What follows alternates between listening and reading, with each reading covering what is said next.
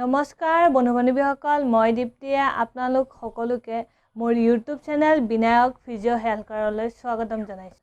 আজি আমি এনে এবিধ বেমাৰৰ বিষয়ে আলোচনা কৰিবলৈ চেষ্টা কৰিম, যিবিধ বেমাৰ আমাৰ সকলোৰে মাজত বেছিকৈ হোৱা দেখা যায়।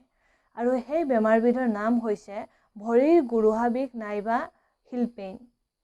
আহকচোন আজি আমি জানিবলৈ চেষ্টা কৰোঁ আমাৰ আজি এই ভিডিঅ'টিৰ যোগেদি এই হিল পেইন নাইবা গুৰুহাৰ বিষ কি হয়, ইয়াৰ প্ৰধান কাৰণসমূহ কি কি, ইয়াৰ প্ৰধান লক্ষণসমূহ কি কি, আৰু ইয়াৰ পৰা আমি ব্যায়ামৰ যোগেদি কেনেকৈ পৰিত্ৰাণ পাব পাৰিম এই বিষয়ে। গুৰুহা বিষ নাইবা হিল পেইন তিনি ধৰণৰ হ'ব পাৰে। প্ৰথমটো হৈছে প্লান্টাৰ ফেচাইটিছ বা কেলকেনিয়েল স্পৰ, ছেকেণ্ডটো হৈছে ৰেট্ৰ'কেলকেনিয়েল বাৰ্চাইটিছ আৰু থাৰ্ডটো হৈছে মিডিয়েল এণ্ড লেটাৰেল হিল পেইন। এতিয়া আমি জানিবলৈ চেষ্টা কৰিম প্লান্টাৰ ফেচাইটিছ নাইবা কেলকেনিয়েল স্পৰত কি হয়। প্লান্টাৰ ফেচাইটিছ কি হয় তাৰ আগত আমি জানিব লাগিব যে প্লান্টাৰ ফেচিয়ানো কি। প্লান্টাৰ ফেচিয়া হৈছে আমাৰ ভৰিৰ গুৰুহা, যাক আমি হিল বন নাইবা কেলকেনিয়াম বন বুলি কওঁ।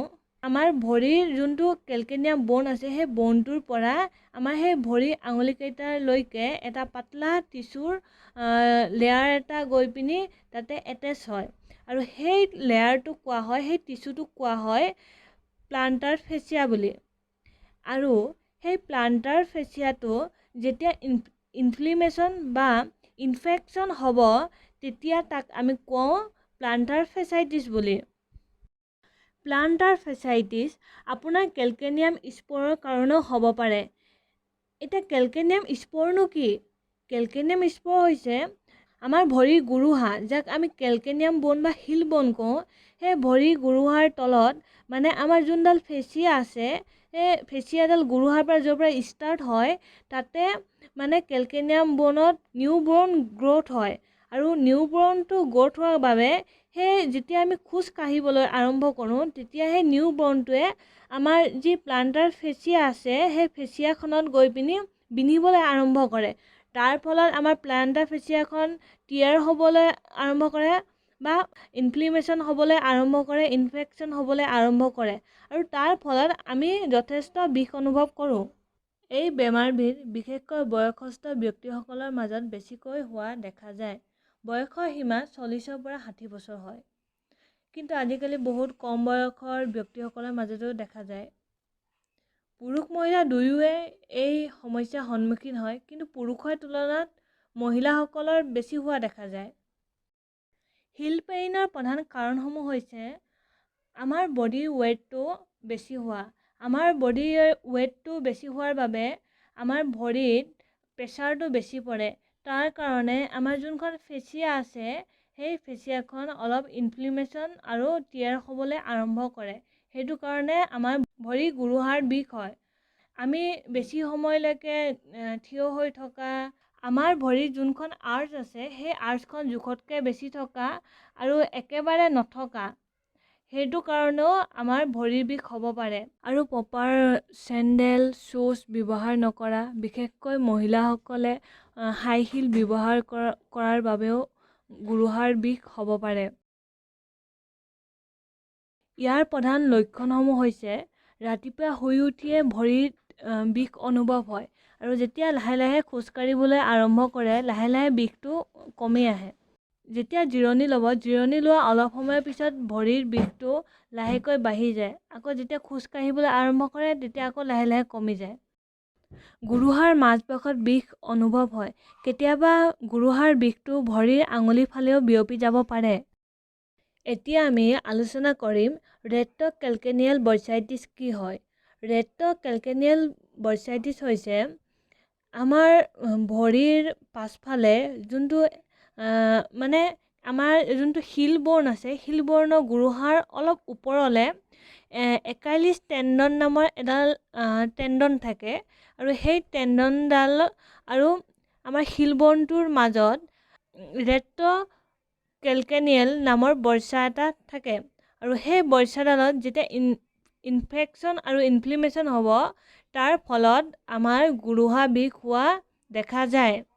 ইয়াৰ প্ৰধান কাৰণ হৈছে আমাৰ যি কাফ মাচুল আছে সেই কাফ মাচুলটো টাইট হোৱাৰ কাৰণে একাইলিছ টেণ্ডন আৰু ৰেট্ৰ'কেলকেনিয়েল বৰ্চাইটিছটো ইনফ্লেমেশ্যন হোৱা দেখা যায়। আমি যেতিয়া কণ্টিনিউৱাছলি খালী ভৰিয়ে ফ্লেট ছাৰফেচত খোজকাঢ়ি থাকোঁ তাৰ ফলত ৰেট্ৰ'কেলকেনিয়েল বৰ্চাইটিছ হয় আৰু আমাৰ গুৰুহাৰ বিষ হয়। এতিয়া আমি মিডিয়েল এণ্ড লেটাৰেল হিল পেইনৰ বিষয়ে আলোচনা কৰিম। মিডিয়েল আৰু লেটাৰেল হিল পেইনত কি হয়, আমাৰ ভৰিৰ গুৰুহাৰটোৰ মিডিয়েল আৰু লেটাৰেল ছাইডে মানে গুৰুহাৰটোৰ ভিতৰৰ ফালে আৰু বাহিৰৰ ফালে কিনাৰত পেইন হয়। আৰু ইয়াৰ কাৰণসমূহ হৈছে ইম্প্ৰপাৰ শ্বুজ চেণ্ডেল পৰিধান কৰা, হাই হিল পৰিধান কৰা, বেছি সময়লৈকে থিয় হৈ থকা আৰু বেছি দেৰিলৈকে খোজকাঢ়ি থকা, দৌৰি থকা, জঁপিয়াই থকা। যেতিয়া মানুহ এজনৰ ফ্লেট ফিট থাকে তেতিয়া কি হয়, ভৰিটোৰ গুৰুহাটো অলপ মিডিয়েল ছাইডে সোমাই থাকে আৰু তাৰ ফলতো গুৰুহা বিষ হোৱা দেখা যায়। এতিয়া আমি গুৰুহা বিষৰ ট্ৰিটমেণ্টৰ বিষয়ে আলোচনা কৰিম। আমি প্ৰায়বোৰ মানুহে এটা ভুল কাম কৰোঁ যে যেতিয়া আমাৰ গুৰুহাৰ বিষ হৈ থাকিব ফাৰ্ষ্ট ষ্টেজত, তেতিয়া কি হয়, আমাৰ প্লান্টাৰ ফেচিয়া নাইবা যি ৰেট্ৰ'কেলকেনিয়েল বৰ্চাই হওক বা টেণ্ডন একাইলিছ টেণ্ডনে হওক, তেতিয়া কি হয় তাত ইনফ্লেমেশ্যন হৈ থাকে বা ইনফেকশ্যন হৈ থাকে। অলৰেডি ইনফেকশ্যন হৈ ইনজুৰি হৈ আছে, হৈ থকাৰ পিছত আমি ডাইৰেক্ট তাত ষ্ট্ৰেছ দি দিয়া হয়। অলৰেডি ইনজুৰি হৈ থকাৰ পিছত যদি আমি ষ্ট্ৰেছ দি দিওঁ তেতিয়া অভাৰ ইনজুৰি হৈ যাব। তাৰ ফলত আমাৰ যি গুৰুহা বিষৰ পেইন হয় সেই পেইনটো আৰু বাঢ়ি যায়।